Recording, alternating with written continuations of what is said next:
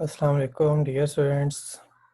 Multimedia technologies के week 12 में आप सबको खुशामदीद है। इस वीक के अंदर हमने गूगल वेब डिज़ाइनर को यूज़ करते हुए बैनर बनाना है। ये जो हमारे पास बैनर होगा, ये बैनर एनिमेटेड बैनर होगा और इसके अलावा हम वीडियोस की क्यूज़ पे काम करेंगे। वीडियो की क्यूज़ से मुराद ये होता है कि आप जो है वो डिफरेंट टेक्स्ट या इमेजेस या किसी और कंपोनेंट को यूज़ करते हुए वीडियो की टाइमलाइन की पोजीशन को चेंज कर सकते हैं। कि मिसाल के तौर पे अगर वीडियो जो है पहले 10 मिनट और 3 सेकंड तक चल चुकी है, आप जो है वो किसी क्यू को प्रेस करके आप उसका टाइम जो है वो चेंज करके फॉर एग्जांपल उसको 6.5 सेकंड के ऊपर लेके जा सकते हैं। तो अभी हमने ये देखना है कि हम बैनर कैसे बनाएंगे और वीडियोस के अंदर क्यूज़ कैसे एडजस्ट करते हैं। इससे प्रीवियस वीक में हमने गूगल वेब डिज़ाइनर का इंट्रोडक्शन देखा था और हमने बिल्कुल बेसिक एनिमेशन बनाना सीखी थी। अब हमने गूगल वेब डिज़ाइनर को यूज़ करते हुए बैनर बनाना है। तो गूगल वेब डिज़ाइनर पे जाते हैं।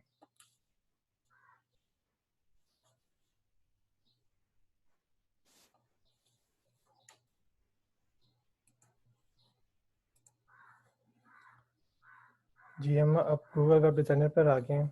तो गूगल वेब डिज़ाइनर पे आके सबसे पहले हम एक नई फ़ाइल बनाते हैं। तो नई फ़ाइल बनाने के लिए आप फ़ाइल पे जाएँ, न्यू पे जाएँ और यहाँ पे आके आपने फ़ाइल का नाम लिखना है। तो हम यहाँ पे फ़ाइल का नाम लिखते हैं BIIT-LMS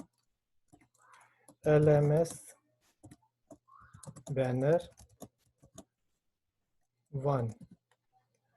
ये मैंने नाम 01 इसलिए लिख दिया ताकि क्योंकि मेरे पास एक पहले से ही ये फ़ाइल मौजूद है, तो ये उसके साथ ओवरराइट ना करे। अब इस प्रोजेक्ट को बनाते हुए हमने यहाँ पे कुछ और चीज़ें सेट करनी है। तो एक तो आप अपनी लोकेशन को सेट करेंगे, फिर देखेंगे कि आपने एनवायरनमेंट जो है वो गूगल एड्स ही रखना है। फिर आपने इसको कस्टमाइज़ करना है। तो उसके लिए आप यहाँ पे डायमेंशन के सामने ड्रॉप डाउन पे क्लिक करें। ये आपके पास कस्टम का ऑप्शन है, इसको क्लिक करें। यहाँ पे आके आपने इसकी कस्टम वैल्यू बतानी है, तो वो हमारे पास होगी 390 एंड 80। इसके बाद आप ओके प्रेस कर दें। जब आपने ओके प्रेस किया तो आपके सामने इस तरह का व्यू आ रहा है। अब इस व्यू के अंदर हमने ये काम करना है कि हम इस पे एक टेक्स्ट जो है वो प्लेस करना चाहते हैं। तो टेक्स्ट को प्लेस करने के लिए आप यहाँ से टेक्स्ट टूल को सिलेक्ट करें। टेक्स्ट टूल को सिलेक्ट करने के बाद आप अपने टेक्स्ट एरिया को डिफ़ाइन करें। टेक्स्ट एरिया को यहाँ पे मैंने डिफ़ाइन किया है। एक काम मैं ये करता हूँ कि ये साइज़ जो है इसका काफ़ी स्मॉल है, व्यू करना मुश्किल है, तो मैं इसका ज़रा जूम कर लेता हूँ। दूसरा काम ये कि जो अभी मैंने यहाँ पे टेक्स्ट एरिया सेलेक्ट किया है, तो इस टेक्स्ट एरिया की जो है वो प्रॉपर्टी सेट करके हम इसकी पोजीशन सेट कर लेते हैं। तो इस वक्त आप यहाँ पे ये देख सकते हैं कि मेरे पास ये टेक्स्ट एरिया है, इसकी विड्थ जो है वो 390 है, इसकी हाइट 80 है, इसको मैंने यहाँ पे 50 रखना है। तो ये मेरे पास ये मेरे पास टेक्स्ट एरिया सेलेक्ट होना चाहिए। इस वक्त ये टेक्स्ट एरिया मेरे पास सेलेक्ट नहीं है।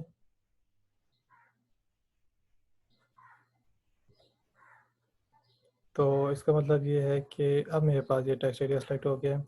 अगर आपका टेक्स्ट एरिया सेलेक्ट ना हो तो उस वक्त में आप जो है वो आउटलाइनर में आके पेज के अंदर आप ये देखें तो ये मेरे पास एक टेक्स्ट का लेबल लगा हुआ है जिससे हम आइडेंटिफाई कर सकते हैं हमारे पास टेक्स्ट है। तो इसकी हायरार्की बनती जाती है कि जो चीज़ें आप कंपोनेंट उसमें ऐड करते हैं वो इसमें आ जाते हैं। तो यहाँ पे हमने ये टेक्स्ट को प्लेस कर दिया। अब इसकी प्रॉपर्टीज़ को हम चेक करते हैं। तो प्रॉपर्टीज़ के पैनल में आए। प्रॉपर्टीज़ के पैनल में एक तो ये टॉप पोजीशन से ये -1 पे इसको मैं 0 करता हूँ और इसके अलावा अगर आप देखें तो विड्थ इसकी 390 है और हाइट इसकी 50 है। अब इसके बाद मैंने इसमें टेक्स्ट लिखना है। तो टेक्स्ट लिखने के लिए मुझे पहले टेक्स्ट टूल को सिलेक्ट करना होगा। फिर मैं यहाँ पे टेक्स्ट एरिया पे क्लिक करूँगा और यहाँ पे आके मैं टेक्स्ट लिखता हूँ बारानी इंस्टीट्यूट ऑफ इंफॉर्मेशन टेक्नोलॉजी अब इसमें आके सबसे पहला काम तो मैं ये करूँगा कि इस सारे टेक्स्ट को जो मैंने लिख लिया इसको मैं सेलेक्ट करूँगा। इसके बाद सेंटर लाइन पर क्लिक करके इसको सेंटर लाइन करूँगा। अब मैंने इसका फ़ॉन्ट सेट करना है। फ़ॉन्ट में इसका रख रहा हूँ यहाँ पे 24 और इसके अलावा मैंने इसका कलर चेंज करना है। तो कलर मैं इसका यहाँ पे रख रहा हूँ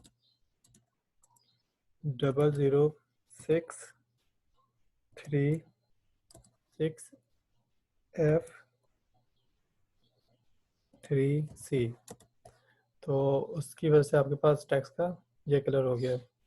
अब मैं एक और टेक्स्ट जो है वो बनाता हूँ। तो उसके लिए मेरे पास टेक्स्ट टूल सेलेक्टेड है और मैं यहाँ से इसको सेलेक्ट करते हुए मैंने यहाँ पे ये टेक्स्ट जो है वो टेक्स्ट एरिया डिफाइन कर दिया। और अब के बाद मुझे जो टेक्स्ट चाहिए है वो है लर्निंग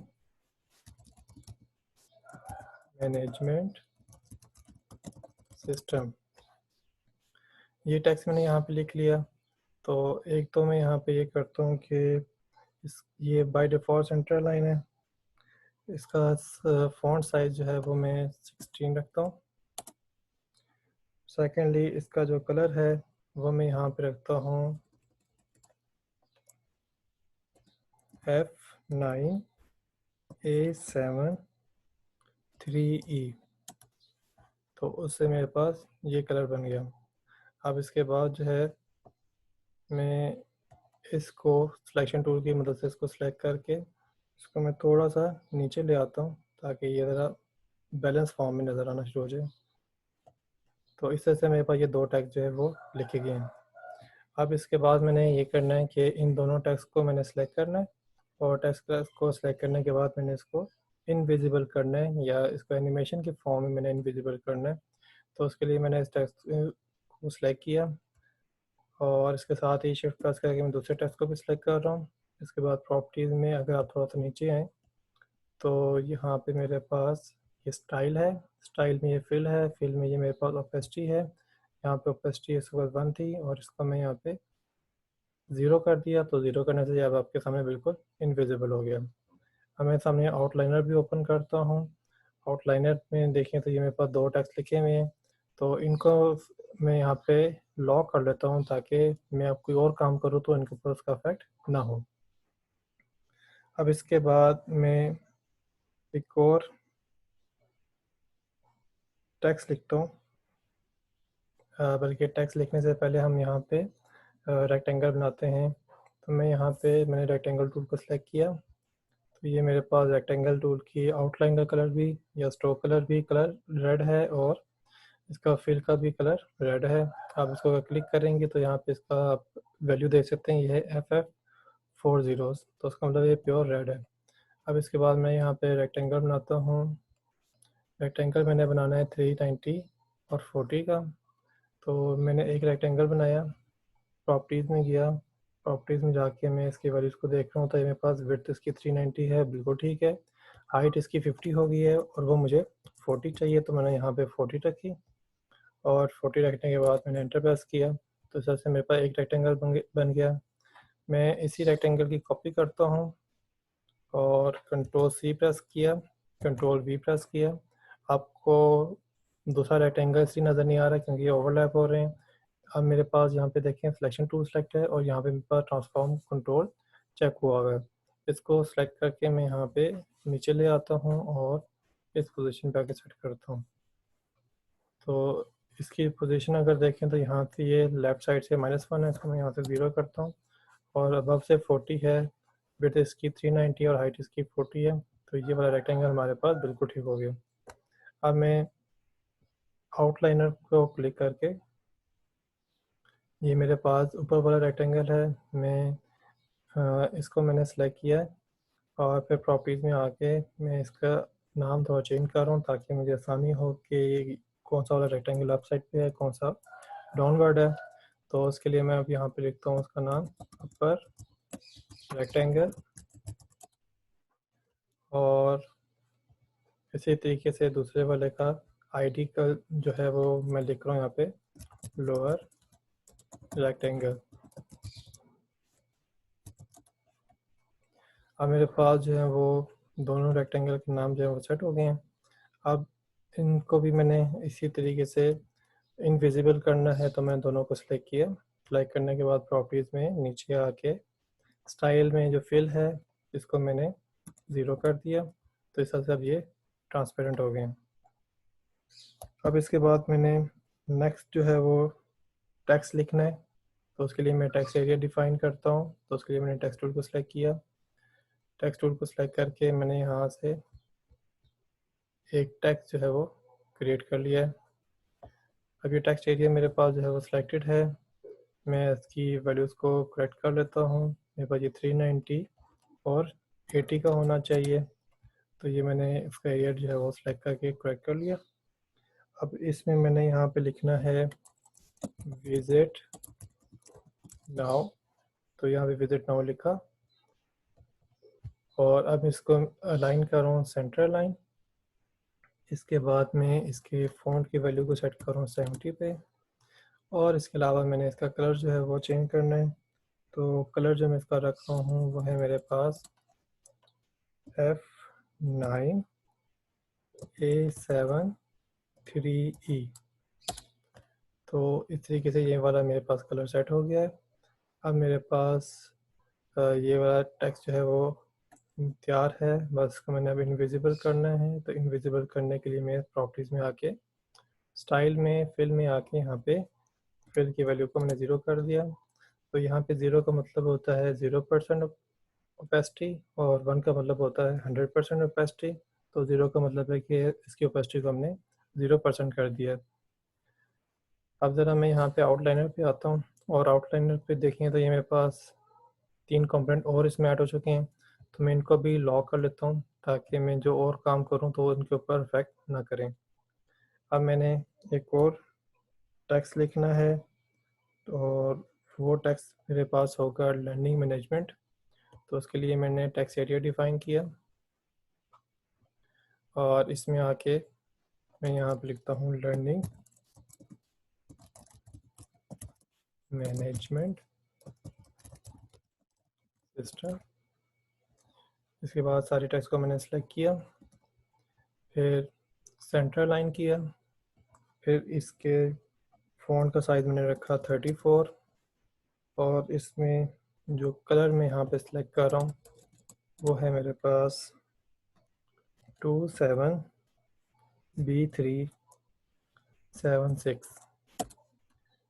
तो अब ये वाला टैग मेरे पास जो है वो सेट हो गया है। तो पहले तो मैं यहाँ से इसको बल्कि लॉक करने से पहले इसकी प्रॉपर्टीज़ में जाके इसको 0% पे इसकी ओपेसिटी लेकर आता हूँ, और फिर आउटलाइनर में जाके मैं इसको लॉक कर लेता हूँ।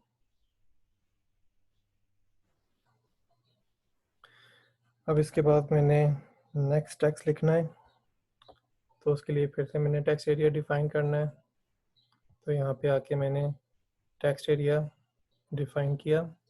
फिर अब मैं यहाँ पे टेक्स्ट लिख रहा हूँ इंट्रोड्यूसिंग।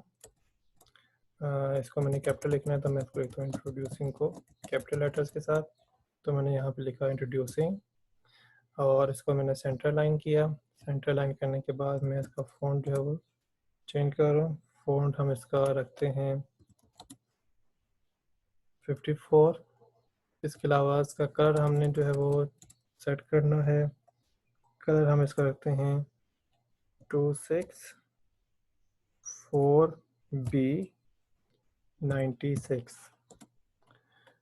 अब ये थोड़ा सा जो है वो टेक्स्ट अप साइड पर है, तो सिलेक्शन को टूल को सिलेक्ट करके इसको मैं ज़रा मिडल में ले आता हूँ।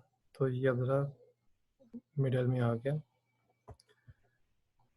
अब इसको भी मैंने इनविजिबल करना है, तो उसके लिए फिल में आके इसकी वैल्यू को मैंने 0 कर दिया, और इसी तरीके से आउटलाइनर में जाके इसको मैंने लॉक कर दिया। अब इसके बाद मैंने अगला टेक्स्ट लिखना है, तो अब ये हम टेक्स्ट लिखते हैं। तो टेक्स्ट लिखने के लिए टेक्स्ट एरिया डिफाइन किया। टेक्स्ट है मेरे पास टेक्नोलॉजी। सारे टेक्स्ट को सिलेक्ट किया, सेंटर में लाए। फ़ॉन्ट इसका हमने 70 रखा और अब इसका हम कलर डिफाइन करते हैं। तो इसका कलर हमारे पास है BF2122F। तो ये इसका कलर जो है वो सेट हो गया है। अब हम इसकी प्रॉपर्टीज में जाके हम इसकी फिल की वैल्यू को 0 कर देते हैं और आउटलाइनर में जाके मैं इसको लॉक कर लेता हूँ। लॉक करना इसलिए बेहतर है कि क्योंकि आप जब टेक्स्ट टूल यूज़ कर रहे हैं तो आपके पास अगर मल्टीपल टेक्स्ट एक जगह पे हों तो अक्सर टेक्स्ट जो है वो दूसरे टेक्स्ट के साथ ओवरलैप होते हुए प्रॉब्लम क्रिएट करते हैं। तो इसलिए बेहतर है कि आप साथ साथ लॉक करते जाएं। अब मैंने अगला टेक्स्ट लिखने के लिए टेक्स्ट एरिया डिफाइन करना है। तो यहाँ पे मैं टेक्स्ट एरिया डिफाइन करता हूँ और टेक्स्ट मैंने लिखना है यहाँ पे ऑफ। और इसके बाद मैंने पूरे टेक्स्ट को सिलेक्ट किया, इसको सेंटर लाइन किया, इसके फॉन्ट का साइज मैंने 70 रखा और अब इसकी कलर की वैल्यू हमने रखनी है F9A73E। तो अब ये वाला टेक्स्ट मेरे पास जो है वो इस कलर का हो गया। अब प्रॉपर्टी में जाके इसकी ओपेसिटी को 0% करते हैं और इसके बाद आउटलाइनर में जाके इसको फिर से लॉक कर लेते हैं। अभी आपके लिए ये थोड़ा बोरिंग इसलिए होगा कि अभी आपको आइडिया नहीं है कि हमारे पास एनिमेशन क्या बनने वाली है। तो आपको बिल्कुल परेशान नहीं होना। यहाँ पे जब एनिमेशन बन जाएगी तो आप इससे काफ़ी अम्यूज़ होंगे और आप बहुत इंजॉय करेंगे। अभी यहाँ पे ये सारे मटेरियल जो है और कंपोनेंट इसके कंप्लीट करना ज़रूरी है। तो उसके लिए पहला काम हम कंपोनेंट को कंप्लीट करते हैं, फिर उसके बाद हम इसमें एनिमेशन और इवेंट हैंडलिंग करेंगे। तो अब मुझे अगला टेक्स्ट चाहिए और अगला टेक्स्ट मेरे पास है यहाँ पे इंस्टीट्यूट।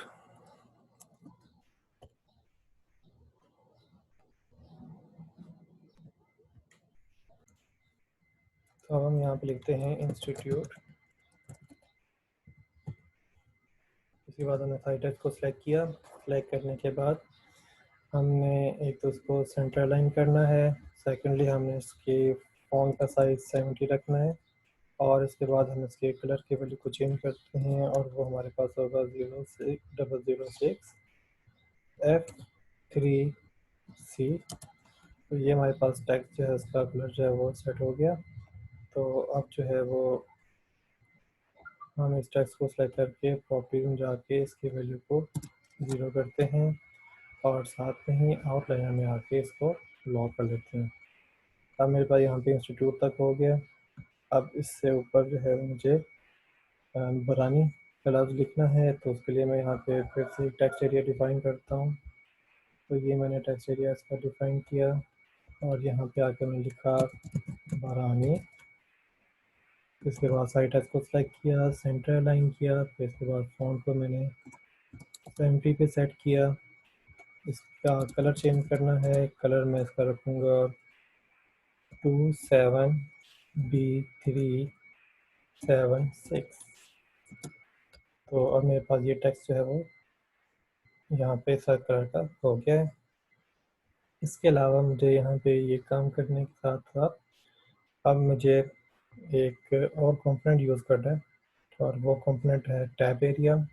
टैब एरिया के लिए आप जो है वो कंपोनेंट की पैनल में आएंगे। यहाँ पे कंपोनेंट्स का पैनल है, आप इसको क्लिक करें। इसमें आपके पास इंटरेक्शन का फोल्डर होता है, आप इसको क्लिक करेंगे तो यहाँ पे आपका इमेज बटन और टैब एरिया आ रहा है। तो आपने यहाँ पे टैब एरिया को क्लिक करके ड्रैग करके अपने स्टेज के ऊपर ड्रॉप करना है। जब ड्रॉप करेंगे तो आपको जो है ये ब्लू कलर का और साथ में जो है इसमें हाथ बना हुआ है ये आपको नज़र आ रहा है, ये आपका टैब एरिया है। अब मैं इसकी जो है पोजीशनिंग चेंज करता हूँ, तो उसके लिए मैं यहाँ पे सिलेक्शन टूल को सिलेक्ट किया और इसके बाद में यहाँ पे आके मैंने इसके कॉर्नर से पकड़ के इसको पूरे के पूरे पेज के ऊपर प्लेस कर दिया। अब ये मेरे पास यहाँ पे पूरा पेज के ऊपर प्लेस हो चुका है। मैंने यहाँ तक जो है अपने एनिमेशन के लिए जितने कंपोनेंट चाहिए वो कंपोनेंट मैंने प्लेस कर लिए हैं। अब ज़रा मैं यहाँ पे आउटलाइन में जाके इस को जो कि मेरे पास टैब एरिया है जिसका नाम यहाँ पे GWD dash tab area underscore 1 है, इसको मैं अनलॉक तो इसको मैं लॉक कर लेता हूँ और सेकेंडली मैं इसको इसकी जो विजिबिलिटी है इसको क्लोज कर लेता हूँ, ताकि मैं जहाँ पे एनिमेशन बना रहा हूँ वो साथ साथ में मुझे विजिबल होती जाए। अब हम एनिमेशन का काम शुरू करने लगे हैं। एनिमेशन के अंदर हमारे पास ये होगा कि ये हमारे पास टाइमलाइन है और इसके बाद हमारे पास ये बेसिक टाइमलाइन के फॉर्म में आते हुए थंबनेल शो हो रहे हैं। ये मेरे पास पहला थंबनेल है।